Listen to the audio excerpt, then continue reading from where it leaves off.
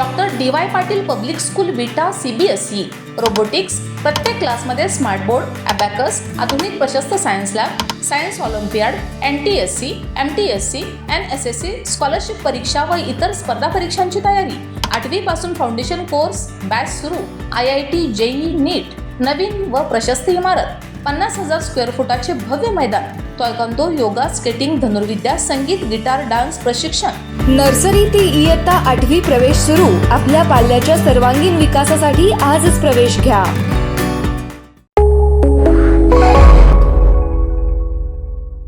नमस्कार, मी अरुण आणि आपण पाहत आहात 7 स्टार न्यूज.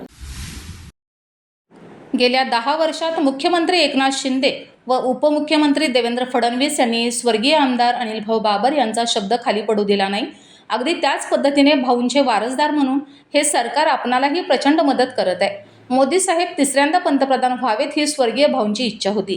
त्यांचाच आदेश मानून सांगली लोकसभा मतदारसंघात महायुतीच्या उमेदवारांसाठी आपले कार्यकर्ते जीवाचे रान करतील असा विश्वास युवक नेते सुहास बाबर यांनी व्यक्त केलाय. लोकसभा निवडणुकीच्या पार्श्वभूमीवर स्वर्गीय आमदार अनिलभाऊ बाबर गटाची व शिवसेनेच्या प्रमुख कार्यकर्त्यांची बैठक संपन्न झाली. या बैठकीत युवक नेते सुहास बाबर यांनी महायुतीच्या पाठीशी ठाम राहण्याचे आवाहन कार्यकर्त्यांना केले. सुहास बाबर म्हणाले, आमदार अनिलभाऊ बाबर यांनी त्यांच्या आयुष्यात शेतकऱ्यांसाठी टेंबू योजनेचे स्वप्न पाहिले. आज या सरकारच्या माध्यमातून ही योजना पूर्णत्वास जात आहे. टेंबू योजनेच्या 6व्या टप्प्याचे काम पूर्ण व्हावे यासाठी देखील भाऊंनी प्रचंड पाठपुरावा केला. हेही काम पूर्ण होत आहे. त्यामुळे महायुतीच्या पाठीशी खंबीर उभे राहून मताधिक्य देण्यासाठी सर्व कार्यकर्त्यांनी सज्ज राहावे. आपल्या कुटुंबावर 1.5 वर्ष 2 फार मोठे आघात निर्माण झाले. आमदार अनिल भाऊंनी त्यांचे संपूर्ण आयुष्य जनतेसाठी वेचलं. त्यानंतर त्यांच्या आकस्मिक निधनानंतर आपल्यावर संकटाचा डोंगर कोसळला, परंतु न डगमगता त्यांचे स्वप्न पूर्ण करण्यासाठी जनतेच्या पाठीशी ठाम उभा राहण्याचा आम्ही बंधूंनी हा निर्णय घेतला. भाऊंच्या पश्चात तुम्ही मला स्वीकारले. तुमच्या विश्वासाला पात्र राहून यापुढे मी कार्यरत राहणार आहे. आज आम्ही ज्या वेळेस शासन दरबारी जातो त्यावेळेस भाऊंचे वारसदार म्हणून आम्हाला मिळणारा सन्मान पाहून आम्ही भारावून जातो. पावलोपावली आपणाला सर्वतोपरी मदत करण्याची मुख्यमंत्री एकनाथ शिंदे यांची भूमिका आहे. त्यांचा आदेश मानून आपण महायुतीचे उमेदवार खासदार संजय काका पाटील यांच्या पाठीशी ताकदीने उभं राहायचं आहे. युवक नेते अमोल बाबर म्हणाले, कार्यकर्त्यांनी आपल्या भविष्यातील राजकारणाची कसलीही चिंता करू नये. भाऊंच्या पावलावर पाऊल टाकून आम्ही बंधू तुमच्या पाठीशी ठाम उभे आहोत. जनतेचा आपणाला आशीर्वाद आहे. महायुतीच्या नेत्यांचे व सरकारचे आपणाला सहकार्य आहे. या सरकारच्या माध्यमातून भाऊंनी मतदारसंघात प्रचंड कामे केली आहेत. या निवडणुकीच्या निमित्ताने ही कामे जनतेपर्यंत पोहोचवण्याचे काम कार्यकर्त्यांनी करावे. यावेळी राजेश कदम, रामचंद्र भिंगारदेवे, अमर शितोळे, राजाभाऊ शिंदे, सुहास नाना शिंदे, गणपतराव आप्पा भोसले, मारुती पवार, रणजित पाटील, राजूभाई मुल्ला, वैभव म्हेत्रे, फिरोज शेख, किरण पाटील, प्रशांत शिंदे, विजय पाटील, हिम्मतराव जाधव, सुनील पाटील, विनोद गुळवणी, भरत अण्णा लेंगरे, रेवंत सूर्यवंशी, जालिंदर अण्णा शिंदे आदी मान्यवरांनी मनोगते व्यक्त केली. यावेळी विटा तसेच तालुक्यातील जवळपास सर्वच गावामधून मोठ्या संख्येने कार्यकर्ते उपस्थित होते. मनोगत व्यक्त केलेल्या व आलेल्या सर्वच कार्यकर्त्यांनी सुहास बाबर यांचा आदेश अंतिम मानून काम करणार असल्याचे सांगितले. Bureau report 7 star news. या ठिकाणी मनोगत व्यक्त केलं. मनोगत व्यक्त करत असताना फिरोजभाई, विजय भाऊ, भरतअण्णा भावनिक झाले. फिरोजभाई, तुमच्या डोळ्यात पाणी आलं म्हणून मला अनेक दिवसांना समाजापुढे माझ्या डोळ्यात पाणी मला रोखता आलं नाही. वैभव तात्यांनी त्यांच्या भाषणामध्ये सांगितले की आज भाऊंना जाऊन 75 दिवस झाले. आता तुम्ही भाऊ गेल्यापासून ते दिवस मोजत नाही. आमचं काय होतं तात्यांनी सेकंड मोजतो आणि यातनं बाहेर कसं पडायचं. इतक्या मोठ्या प्रचंड मोठ्या आघातानंतर हे सगळं सावरायचं कसं, ही खूप मोठी जबाबदारी तात्या 75 दिवस आम्ही पेलण्याचा प्रयत्न करतो. मला ते विचार आपल्याला प्रस्ताव आला होता. त्या दिवशी बिनशर्त पाटील भवानी भाषेला गेला, अध्यक्षपद डावललं आणि माझा बिनशर्त पाठिंब्यामध्ये फक्त त्या टेंबूची योजनेचं सगळं काम फडणवीस साहेबांनी मार्गी लावलं पाहिजे असा एकच अट ठेवली आणि आपण अध्यक्षपद डावललं. त्यांना काहीतरी वाटलं म्हणून त्यांनी उपाध्यक्षपद मला दिलं. ज्या दिवशी उपाध्यक्षपदाचा अर्ज भरत होता ना, त्या दिवशी मला भाऊंनी एकच गोष्ट करायला सांगितली.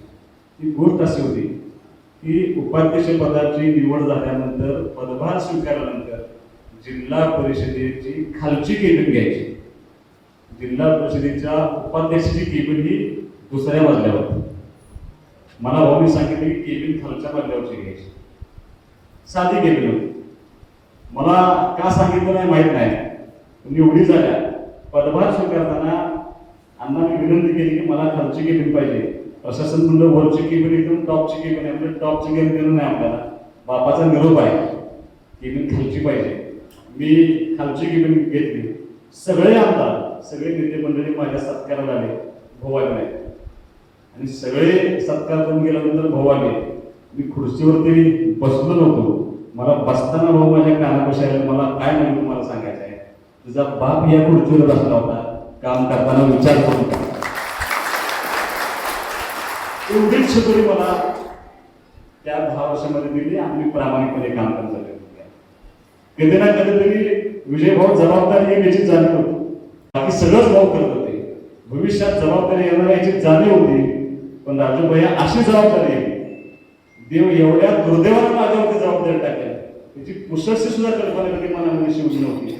अनेक प्रसंग तर आता येऊन गेले, पण एवढा भयानक प्रसंग कुटुंबावरती असं एकदाही वाटलं नाही. पण दुर्दैवानं तो प्रसंग आला.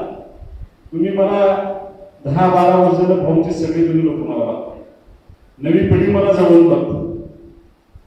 माझ्या आईचं निधन होण्यापूर्वीचा सुहास बाबा आणि आईचं निधन झाल्यानंतर सुहास बाबा ह्यामध्ये जमीन आसमानचा फरक.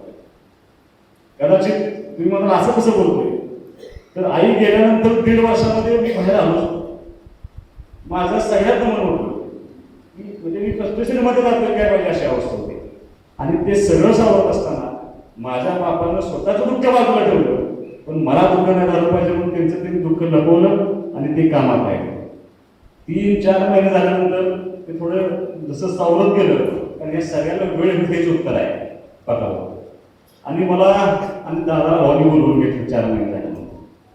नंदू काका बोलवून घेऊन काय सांगावं बापाला. मी हे भाऊंच्या वाढदिवसाच्या भाषणामध्ये पण सांगितलं. दोघं भाऊंना दादानं मला बोलवून घेतलं भाऊ आणि एकच सांगितलं की बाबा माझ्या मनामध्ये खंत आहे.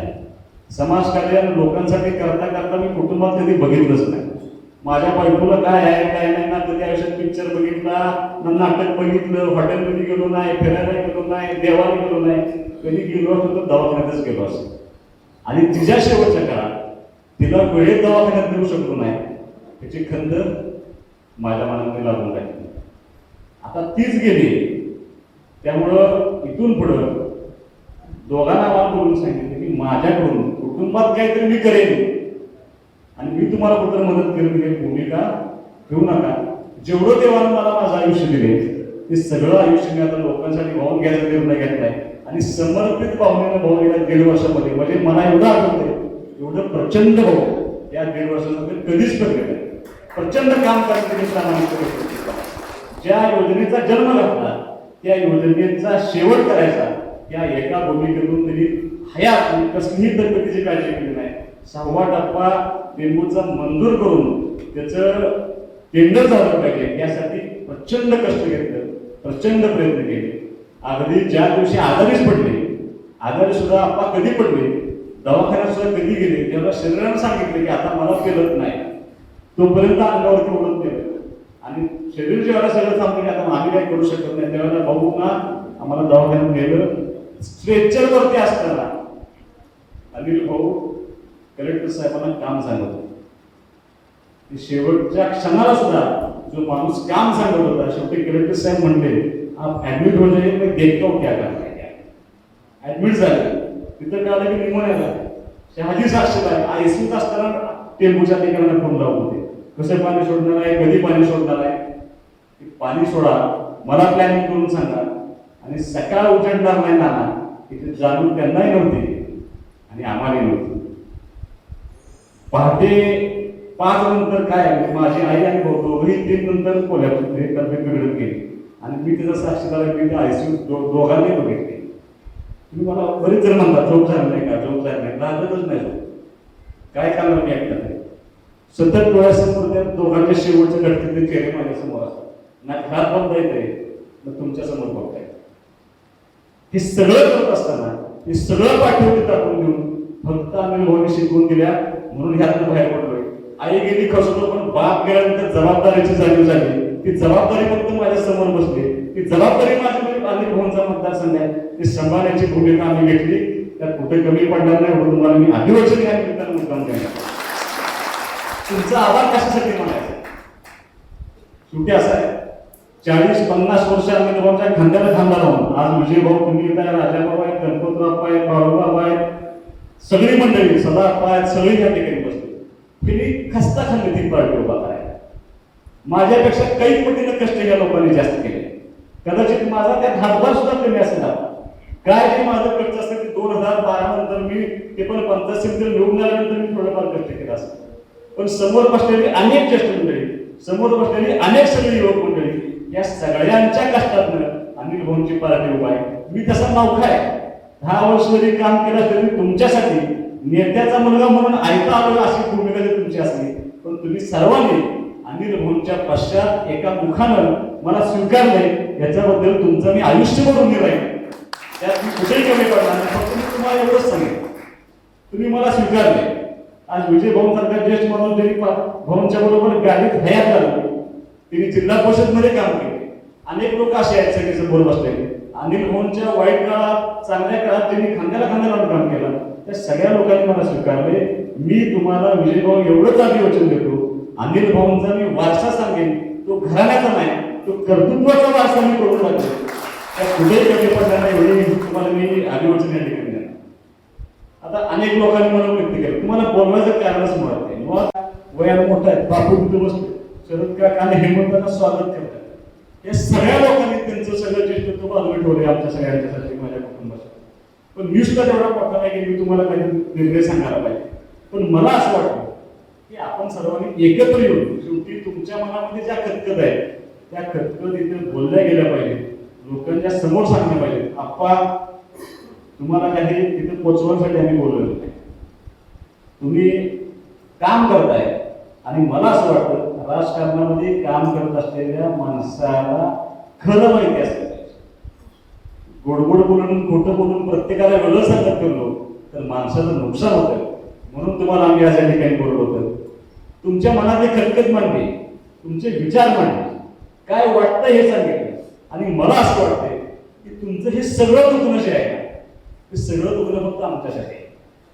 भाऊंच्या कुटुंबावरती अन्याय होतोय भाऊंच्या कुटुंबाला त्रास होतोय भाऊंना त्रास होतोय याचा त्रास तुम्हाला होतो. लक्षात त्याची जाणीव मला झाली तुमच्या बोलण्यातनं. म्हणजे मी बघितलं मग बाबाला आमच्या बोलण्या टाळ्या वाजत नाही पण उलट बोललं की नाही टाळ्या वाजतात. याचा अर्थ मला समजून घेतला पाहिजे. हे सगळं समजलं पाहिजे आणि एकत्रित येऊन आपण निर्णय केला पाहिजे. म्हणून आपण सगळ्यांनी दृष्टीने ही एकत्र मिटिंग करायला अगदी प्रमुख लोकांना आपण बोलवलं. मेळावा घ्यायचा असेल त्याला आपण सगळ्यांनाच बोलू पण तुम्ही सगळे आला. आणि मला असं वाटतंय मी तुम्हाला दादाने त्याच्या भाषणामध्ये सांगितलं पण मी तुम्हाला अनिल भाऊंचा मी शेवटी असा आहे त्यांचा मुलगा म्हणून मी तुम्हाला सांगतो. तुम्ही मला स्वीकारले म्हणून मी तुम्हाला सांगतो की त्यांनी जो निरोप दिला आहे तोच तुम्हाला निरोप द्यायला गेला. मी काय माझ्या मनानं आणि तुमच्या अप्रोच तुमच्या संमतीशिवाय मी निर्णय देणार नाही. पण अनेक वक्त्यांनी सांगितलं फिरोजभाईंनी पण सांगितलं त्यांच्या वाढदिवसाच्या भाषणाला कदाचित त्यांच्या आयुष्यात शेवटचा कार्यक्रम का कुणास ठाऊक पण अचानक एवढा मोठा वाढदिवस साजरा झाला. ध्यानी बनी नसताना लोक आले खूप मोठा इतकं भाऊ खुश होते त्या दिवशी. त्यांना गुडघे एवढे दुखत होते प्रचंड त्रास त्यांनी बाजूला ठेवला आणि त्या लोकांच्या ते वाहून घेतलं जातं त्यांनी वाहून घेतलं. आणि त्या भाषणामध्ये लोकसभेच्या निवडणुकीची कसलीही चर्चा नसताना भाऊनी त्या भाषणामध्ये सांगितलं की आपल्याला नरेंद्र मोदींचे हात बडकर करायचे आहेत. खालचा उमेदवार कोणी बघायची आवश्यकता नाही. नरेंद्र मोदींसाठी आपल्याला महायुतीचं काम करावं लागेल. हा पहिला निरोप भाऊंचा आहे. आणि दुसरा निरोप कदाचित तुमच्यापर्यंत नसेल पण त्याची साक्षीदार आम्ही मंडळी काय आहे. भाऊंचं गुडघ्याचं ऑपरेशन खूप महत्वाचा विषय होता पण ते टाळत गेले. नवीन टेक्नॉलॉजी आली होती त्या लेझरनं ते दुखणं थोडंसं बंद केलं जातं. ते बंद का केलं जातं का करायचं ठरलं ते पण तुम्हाला मी सांगणार आहे. पण महायुतीचा सांगलीमध्ये एक मेळावा होता आणि भाऊंच्या गुडघ्यावरती ते ट्रीटमेंट केली आणि डॉक्टरने सांगितले की आता कुठं जाऊ नका, थेट घरी जाऊन आणि विश्रांती करा. हो हो हो म्हणजे गाडीत बसले आणि त्या महायुतीच्या मेळाव्यात गेले. आणि त्या मेळाव्यात भाऊने जाहीरपणे सांगितले की मी आणि माझा मतदारसंघ हा ठामपणे महायुतीच्या उमेदवाराच्या मागे उभा आहे, तर कुठेही अडचण येणार नाही. हा भाऊंचा दुसरा निरोप आहे. आणि तिसरा निरोप तुम्हाला एवढंच सांगतो की तुम्ही कुणाचे कार्यकर्ते आहात, तुम्ही कुणाचं नेतृत्व स्वीकारलं, ज्या माणसानं कधीही तत्वाशी तडजोड केली नाही, कधीही अंतर्भागात म्हणजे वर सांगायचं एकाला खाली सांगायचं वेगळं असलं कधी ज्या माणसाने केलं नाही, अनिल भाऊंना गुडघ्याचं नी रिप्लेसमेंटचं ऑपरेशन सांगितलं होतं. भाऊ टाळायचे करून टाकायचं. मी त्यांना फसवलं. मी त्यांना म्हणलं 5 दिवसाचा विषय भाऊ, तुम्हाला नेतील, ऍडमिट करतील, गुडघे बदलतील, दुसऱ्या दिवशी तुम्हाला चालायला लावून, तिसऱ्या दिवशी तुम्हाला जिनेचा लावतील, चौथ्या दिवशी थोडंसं आणखी चालून तुम्हाला 5व्या दिवशी घरी सोडतील. फक्त ते 7-8 दिवस तुम्हाला वॉकरनं चालवं लागलं. तयार झाले आणि आम्ही दोघं बाहेर गेलो. त्यांनी डॉक्टरला फोन लावला की खरं काय, किती दिवस लागतात? त्यांनी सांगितलं 2 महिने. आणि भाऊने ऑपरेशन कॅन्सल केलं. आणि कशाला असं करताय? मला त्यांनी सांगितलं आप्पा बघा आणि तुमच्या मनाला सुद्धा काहीतरी त्याची वाटत असं मला वाटतं. मला म्हणले लोकसभेचं निवडणूक झाले की आपण ऑपरेशन करू. म्हणजे लोकसभेच्या निवडणुकीचं तुमच्या ऑपरेशनचा काय संबंध आहे? मला म्हणले मी जर ऑपरेशन केलं आणि मी जर घरात बसलो तर ह्यानं मुद्दाम ऑपरेशन केलं घरात बसलाय हा आरोप अनिल बाबरवरती होईल. आपल्याला आरोप नको आहे. एका कारणासाठी आपण त्याच्या गुडघ्याचं ऑपरेशन केलं. म्हणजे दुर्दैव असं आहे की आमच्या कार्यकर्त्यांची खंत आहे का आमच्या कार्यकर्त्यांची खंत असू नये. हे सगळं तुमच्यासाठीच चाललंय, तुमच्यासाठीच आम्ही केलं. हा अनिल भाऊंचा निरोप आहे. आणि ह्याच्यापेक्षा पुढे तुम्हाला जाऊन सांगतो, ज्या वेळेला भाऊ गेले त्याला 5व्या दिवशी माझ्या गावातील सगळी लोक राजाभाऊ घरी आले. घराला गावातल्या प्रत्येक घराला बोलत होतं. महिला मुलांसहित सगळी लोक आपल्या घरापर्यंत आली आणि सगळ्यांनी बाबतीत सांगितले की तू जबाबदारी घेतली पाहिजेस, तू केलं पाहिजेस, गावाचं नाव टिकलं पाहिजे, अनिल भाऊंची पार्टी टिकली पाहिजे, हा कामाचा वसा टिकला पाहिजे. आणि त्या दिवशी नवी ऊर्जा मला मिळाली. गावातल्या ज्या बायका कधी बाहेर येत नव्हत्या अशा महिलांनी माझ्या गावातल्या आपल्या त्या दिवशी भाषण केलं आणि मला सांगितलं स्वीकारलं. आणि मी स्वीकारलं. मी 6व्या दिवशी बाहेर पडलो. कारण आपल्या वडिलांचे आपला आदेश घालून दिलाय. मी माझ्या बायकोला सांगितलं तुला आई भाऊ लागत म्हणलं माझी. जे भाऊनी केलं तेच दुर्दैवानं तुझ्या नशिबात, जे माझ्या आईच्या नशिबात आलं तेच तुझ्या नशिबात आले. आता काय अपेक्षा करू नकोस की मी तुला बाहेर नेईन, पिक्चरला नेईन, तुला आता आयुष्यभर चहा करावा लागला. त्यांनी सांगितलं आणि तिला ते मानलं. आम्ही ते स्वीकारलं. माहिती नसताना म्हणजे अनिल भाऊ मुंबईलाच होते म्हणून मी जात नव्हतो मंगळवारला. मला मुंबईतली फारशी माहिती नव्हती. शहाजी आणि सैदराव ही 2 माणसं असे की आमच्यापेक्षा काही पटीनं त्यांचा सहवास अनिल भाऊंच्यावर जास्त होता. आमच्यापेक्षा काही पटीनं त्यांचं प्रेम जास्त. सैदराव म्हणजे दुसरी बायको म्हणलं तर काय वावड होणार. इतकं प्रचंड काम त्यांनी 35 वर्ष भाऊंकडे केलं. आणि शहाजी असल्यामुळे अनेक गोष्टी माझ्या हलक्यात झाल्या. मी शहाजीला एवढंच सांगितलं होतं शहाजी जबाबदारी आपल्यावरती आहे, पण ह्या मतदारसंघाचं काम थांबता काम नाही. त्या लोकांचं सगळ्या जबाबदारीला आपण पार पडलं पाहिजे म्हणून आम्ही जे काम झालेलं ते केलं. आम्ही मुंबई गाठायला चालू. ओळखी नव्हत्या, पाळखी नव्हत्या, सगळे मंत्री भावनिक होते, सगळी लोक मदत करून देते राजा. तुम्ही विचार करा, ज्या मंत्रालयामध्ये आमदाराला माणसं ओळखत नाही धडाधड आमदारांनी एकदम धडकून जातात, तिथं कोण सुहास राहतो? काय त्याचं महत्व? मी ती लेटर पॅड सापडलं माझं शाळेत. सुहास अनिल भाऊ बाबर, माजी जिल्हा परिषद उपाध्यक्ष, सदस्य नियोजन समिती सांगितलं. आता काय महत्व आहे या बाबतीत? मला फिरायला लागलो, मंत्र्यांना भेटायला लागलो, सगळ्यांना भेटलो. मी तुम्हाला जाणीवपूर्वक सांगतो काय अनिल भाऊनी पेरलंय त्याचं मी तुम्हाला उदाहरण सांगतो. केस नव्हते मला, केस काढले, मंत्रालयात पाऊल ठेवलं आणि समोरचे 2 हवालदार आले, लेडीज हवालदार. अनिल भाऊंची चरण होते. खूप वाईट वाटलं म्हणजे आम्हाला. आमच्या सहानुभूती तुमच्याबरोबर. ही सुरुवात आहे माझी मंत्रालयात. कोण आलं पहिल्यांदा? 2 महिला हवालदार आल्या, लिफ्ट कशी गेलो, लिफ्ट पण म्हणला आणि भाऊंचा पोरगा आहे मुलांनी भाऊचा पोरगा फिरायला मंत्र्यांना भेटायला का सांगायला पाहिजे. जो माणूस सगळ्या बाजूला ठेवून आपल्याला मदत करतोय त्या माणसाच्या मदतीत सांगावं लागतं. शिंदे साहेब असतील, देवेंद्र फडणवीस असतील, आपल्या पक्षाचे सगळे मंत्री असतील किंवा भाजपचे मंत्री असतील, हे प्रचंड ताकदीने पाठिंबा उभं राहिले. तुम्हाला मी उदाहरण सांगतो. ज्या वेळेला रवींद्र चव्हाण नावाचे पीडब्ल्यूडी मिनिस्टर आहेत त्यांच्याजवळ आम्ही कामानिमित्त गेलो होतो. भाऊंचं पत्र होतं. मी म्हणलं रविदादा, त्यांचे जुने संबंध येतात. दादा म्हणलं भाऊ गेले त्या मतदारसंघाला, तुम्ही सर्वांनी शेवटी असं मी आमदार नाही, माझं पत्र चालतं न चालतं मला माहित आहे, पण तुम्ही नक्कीच जबाबदारी आमच्या सर्वांची घेतली पाहिजे. मला म्हणजे तू काळजी करू नकोस, मी तुला मदत करत आहे. एक एक शब्द माझ्यासाठी महत्वाचा होता. त्या रवींद्र चव्हाणांनी एक योजना काढली, एक महामंडळ स्थापन केलं आणि महाराष्ट्रातले अनेक रस्ते हे एमडीआर रस्ते 7 मीटरनं मोठे करायचे आणि कॉन्क्रीटचे काय निर्णय घेतला. मी कुणाशी तुलना करतोय असं नाही, पण तुम्ही माहिती घ्या आपल्या जिल्ह्यामध्ये किती रस्ते आहेत, महाराष्ट्रामध्ये मंत्र्यांना किती रस्ते दिले, किती आमदारांना किती रस्ते दिले. अनेक आमदारांना रस्ताच नाही. काही मंत्र्यांना एक एक रस्ता आहे 120 कोटीचा, पण सुहास बाबरच्या पत्रावरती सुहास अनिल भाऊ बाबर असल्यामुळं त्या पत्रावरती 3 रस्ते आणि 777 कोटी रुपये हे एका मतदारसंघाला मिळतात. ठीक आहे, तुमचं माझं म्हणजे तुमचं प्रेम आणि तुमची निष्ठा अनिल भाऊंनी पेरलेलं काम ते उभं चाललं. मी साहेब मुख्यमंत्री साहेबांनी भेटलो. साहेब म्हणलं तुम्ही टेंबूच्या 6व्या टप्प्याचं टेंडर काढा ना साहेब. तुम्ही जर आत्ता 2 महिने वाया घालवले आणि जून मध्ये हे काम कोण करते, पक्षाची वर्ष मी त्यांना सांगितलं साहेब मला आटपाडीला नळपाणी पुरवठ्याला पैसे पाहिजे. एका मीटिंग मध्ये 85 कोटी रुपये, खानापूरला 25 कोटी रुपये, विट्याला 90 कोटी योजना अंतिम टप्प्यात आहे, ती सुद्धा पूर्ण करू. कोण देते एवढे पैसे माहिती घ्या. त्या विसापूर सर्कलमधलं हातनूरचं आरोग्य केंद्र, रुरल हॉस्पिटल, ग्रामीण रुग्णालय किती वर्ष पेंडिंग आहे. मी मुख्यमंत्री साहेबांना पत्र दिलं, साहेब अनिल भाऊंची एवढी कामं अपूर्ण आहेत, त्या कामासाठी एकत्रित मिटिंग लावा अशी माझी विनंती आहे. साहेब कोण सुहास बाबर, काय त्याची पात्रता, पण मिटिंग लावली.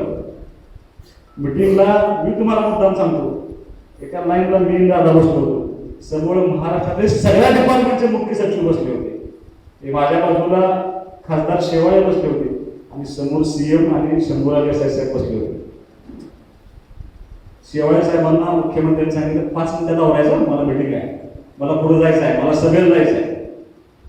खासदार शेवाळ्यांचा विषय 5 मिनिटात आवरला आणि माझा विषय आल्यावर थांब म्हणले, बोलू नकोस. त्या सगळ्या मुख्य सचिवांना मुख्यमंत्री साहेब म्हणले तिचं फार मोठं नुकसान झाले म्हणजे या मुलाचं. 1.5 वर्षापूर्वी या मुलाची आई गेली आणि 15 दिवसापूर्वी या मुलाचा बाप गेलाय. तो बाप जो माझ्या अडचणीच्या काळात भावासारखा माझ्या पाठीमागे उभा राहिला होता, सगळं माझ्यासाठी केलं, पण मी काय त्यासाठी करू शकलो नाही. त्यामुळे हा पोरगा सांगेल ते करायचं, हे शब्द एका मुख्यमंत्री, महाराष्ट्राचे मुख्यमंत्री जे सांगेल ते पूर्ण करतात. काय आपण बघायचं शेवटी असं आहे, दादा बोलायची चुकीच नाही. रोशन 8 लाख कोटी आणि 20 कोटी कोटी अनिल भाऊंच्या पश्चामध्ये एवढी मोठी मदत होईल. ही मदत आपल्याला ही महायुतीचं सरकार म्हणून, त्यांची नैतिक जबाबदारी म्हणून मुख्यमंत्री करतायत, उपमुख्यमंत्री करतायत, त्यांचे सगळे मंत्री करतायत, सगळे अधिकारी करतायत. त्याही पेक्षा पुढे तुम्हाला मी शेवटचं माझी आठवण त्या मंत्र्यांनी सांगणार आहे. राजू भैया, तुम्ही सांगितलं म्हणून तुम्हाला सांगतो, तुम्ही म्हटलं की तुम्ही आमच्या पार्टीशी उभा राहिला. एका डिपार्टमेंटच्या ऑफिसमध्ये गेलो, नाव सांगणार नाही, राष्ट्रवादी काँग्रेसच्या मंत्र्याचं डिपार्टमेंट होतं. मला एक अधिकारी म्हटला, तुम्हाला माहित आहे का म्हणलं, अल्पसंख्याक विभागाच्या कामांची यादी पूर्ण करायची आहे. आमच्या लोकांच्या पुढे प्रश्न माझ्यांसाठी पडतो, पत्र पत्र कोणाचं चालणार. मी शाळेला म्हणलं फेरपत्र काय असेल ते असेल म्हणलं. माझ्या पत्रावरती त्यांच्या डिपार्टमेंट टायपिंग केलं, मीच सही केली आणि त्या अधिकाऱ्याच्या केबिनच्या बाहेर मी शाळेत असं उभा आहे. शाळेने असा भाऊ जसे जातात दरवाजा उघडला, त्यांना असं बोलले बाहेर मला बाहेर काय त्यांना म्हणणार काहीतरी आपण मनाला वाटलं असं नाही, मला सुद्धा वाटलं, पण मीच परत समजावलं की आता आपण कोण आहे. ज्या बापाच्या जीवाने कवच टाकलं होतं तो बापच हयात नाही, तर आपण कोण आहे. आपा असं मागं उभं राहिलो, माझ्या हातात पत्र शाली पुढच्या होता, त्याच्या डोळ्यात पाणी आलं, पण मी आपलं मान खाली बनवलं. 20 मिनिट उभा होतो ते केबिनच्या बाहेर, आणि 20 मिनिटानंतर त्या अधिकाऱ्यांना असं केलं, या काय तुमचं. मी गेलो म्हणून साहेब हे असं पत्र बघितलं, अनिल भाऊ म्हणल्या उठला, मला सेकंड केला, त्याचे डोळे पाणावले, आणि त्यानं सांगितलं की साहेब म्हणलं मी मिरजच आहे म्हणजे. आणि अनिल भाऊ ज्या वेळेला डीसीपी बँकेला संचालक होते, त्याला माझ्यावर मॅनेजर होते, माझा बाप तुमच्या बापाचा फॅन होता मला, आणि मी त्यांना लहानपणापासून बघत आलो होतो. म्हणून काय करायचं काय नाही साहेब म्हणलं, मला माहित नाही पत्र चालतं नाही चालतं, पण हे पत्र त्याच्यावरती मंत्र्यांची एन्डोर्समेंट नाही, ती सापडली नाही आपलं सत्ता साहेब मला माहित नाही, पण साहेब म्हणलं वेळ नाही की माझं पत्र एवढं घ्या, काय म्हणावं अधिकारी तुम्हाला ऐकत होतं का, मी ऐक म्हणलं. त्यानं माझ्या पत्राची पण सगळ्या कामं घेतली, आणि भाऊंचे पण जुने पत्र काढून सगळ्याच कामाला मंजुरी दिली, ही अनिल भाऊनी पेरलेलं. त्यामुळे मला असं वाटतंय तुमच्या मनात एक तुम्ही सगळ्यांनी मला तुमच्या बोलून दाखवले. एवढं सगळं असताना तुम्हाला कुठल्या खासदाराची आवश्यकता आहे काय करायचं आहे आपल्याला. 2 गोष्टी फक्त जाणीव ठेवायची. एक अनिल भाऊंची शिकवण स्पष्टपणे आपल्याला सांगितले, एखाद्या गोष्टीचा निर्णय घेतला प्रामाणिक करायचं, त्याला कसलीही किंमत बदलला तर चालेल. 2014 साली अनिल भाऊंनी प्रतीक पाटलांचा काम करायचा निर्णय घेतला होता. जग दुनिया उलटी होती, प्रसंगी सगळं त्याला आपल्याला बघायला लागलं, पण आपण एक काम प्रामाणिकपणे पार केलं. परत संजय काकांचा काम करायचा निर्णय घेतला, ते सुद्धा आपण प्रामाणिकपणे काम करायला लागलो. भाऊंचाच आदेश आहे, सुहास बाबर आदेश देण्यात मोठा झालेला नाही, पण भाऊंच्या वाढदिवसाचं भाषण आणि भाऊंचं त्या महायुतीच्या सभेतलं भाषण हे भाषण असं आहे की आपल्याला महायुतीच्याच उमेदवाराचं काम करावं लागेल. हा भाऊंचा आपण शेवटचा आदेश म्हणूया, आणि ते त्यांनीच आदेश आहे, माझा आदेश नाही, हा त्यांचा आदेश आहे असे गृहीत करून आपल्या मनातली सगळी जाळी सगळी जळमट बाजूला काढून आपण सर्वांनी ताकदीने त्या ठिकाणी काम करूया अशी माझी तुम्हाला नम्र विनंती. आणि मग परत दादा म्हणाले बरोबर आहे, भाऊ काय म्हणायचं, नाव घेत नाही चालायचं, उगाच आपलं कधी काय बोलायचं, भाऊ काय म्हणायचं, कधी आणि कुठं काय बोलायचं त्याची भान सगळ्यांना. अनेक लोकांनी म्हणून व्यक्त केले की आता आमदारकीचं असं आणखीन काय काय म्हणते, उगाच मुलाखत द्यायचे मी आमदार लोकांना म्हणायचं असं आहे कसं आहे. इलेक्शन कशाचं आहे, इलेक्शन आहे लोकसभेचं, इलेक्शन आहे काकांचं. एका बाजूला म्हणायचं आम्ही माहिती परत म्हणायचं पुढचं पुढं बघू, माझंही म्हणणं तेच काय कुणाचं काढू नका. मला तुमच्यावरती प्रचंड आत्मविश्वास. उगाच कोणतं तासगाव मला अमुक आमदार होणार आहे, त्यांचं कशात काय असेल, आपण कशात त्यांचा विचार करत बसायचा. आपण समर्थ आहे ना, आणि माझा तुमच्यावरती विश्वास आहे. आणि सरळ बाजूला ठेवून तुम्हाला सांगतो मी आयऱ्या गेल्याचा फरक नाही, मी अनिल बाबराचा फरक आहे. तो बरोबर येऊ दे बरोबर न येऊ दे, तुम्हाला सगळ्याला बरोबर घेऊन त्यांचा शेवटचा आदेश असा पाळणार आहे ना, म्हणजे शेवटचे शब्द पाळायचे आहे, 34 परत यायला कुणाला फाटे राहणार नाही. त्यामुळे त्यांनी काय गोष्टी म्हणायचं आहे, त्यांनी आपल्याला अभिवचन द्यायचं आहे, त्यांनी स्टेटमेंट म्हणायचं की मी तुमच्या बरोबर राहावा नाही तर न राहावा.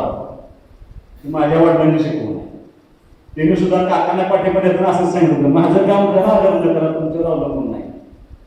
मला सुद्धा असं वाटतं कदाचित लहान तुम्ही मोठा कास घे, पण मला तुमच्यावर विश्वास आहे ना.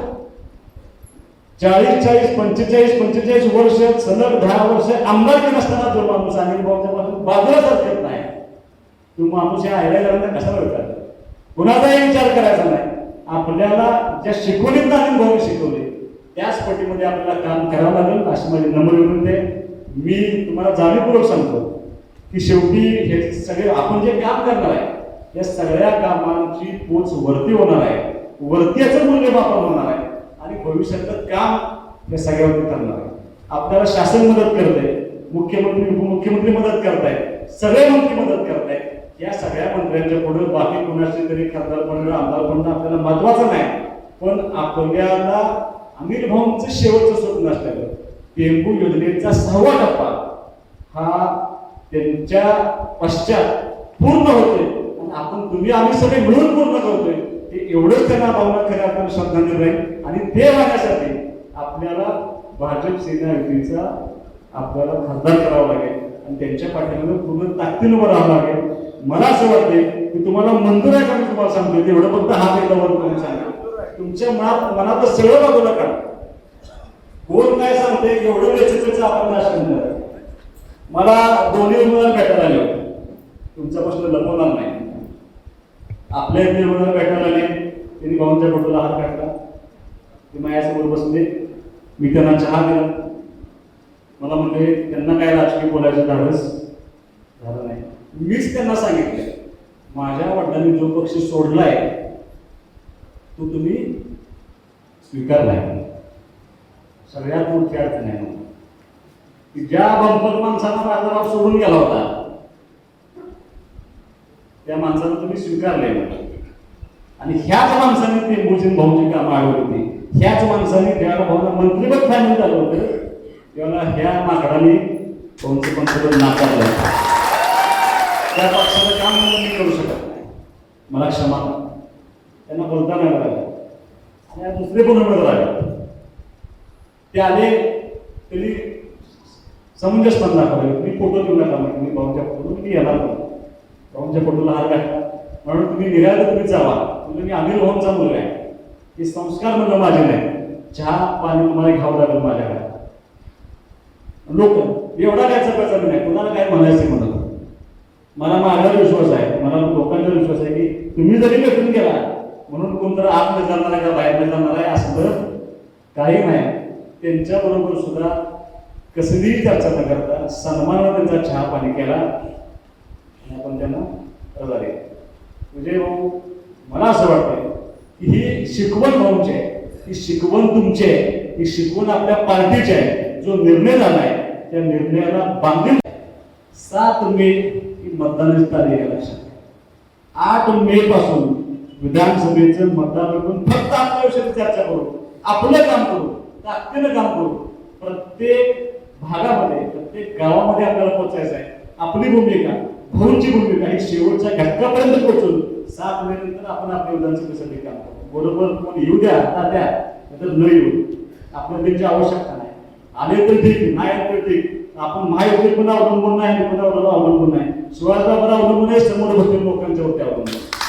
त्यामुळे कसलीही विचार न करता अनिल भाऊंचा शब्द प्रमाण मानून जाता जाता त्यांनी आपल्याला तो शब्द दिलाय किंवा तो आदेश दिला असं गृहीत करूया.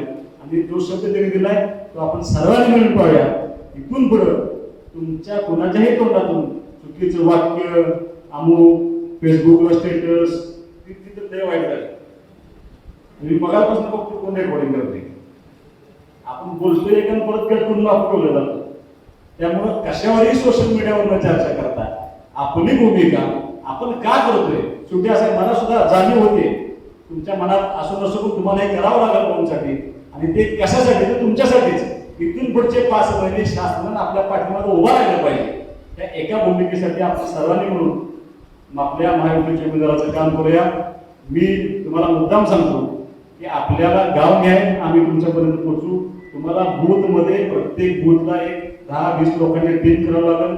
आपली भूमिका आपल्या लोकांच्यापर्यंत पोहोचवावं लागेल, चिन्ह पोहोचवावं लागेल. मतदान करून घेण्यापर्यंत सगळी जबाबदारी आपल्याला पार पाडावं लागेल. भविष्यामध्ये आपल्याला मेळावा सुद्धा घ्यावा लागेल. त्या मेळाव्यासाठी परत तुम्ही सर्वांनी ताकद घ्यायचं.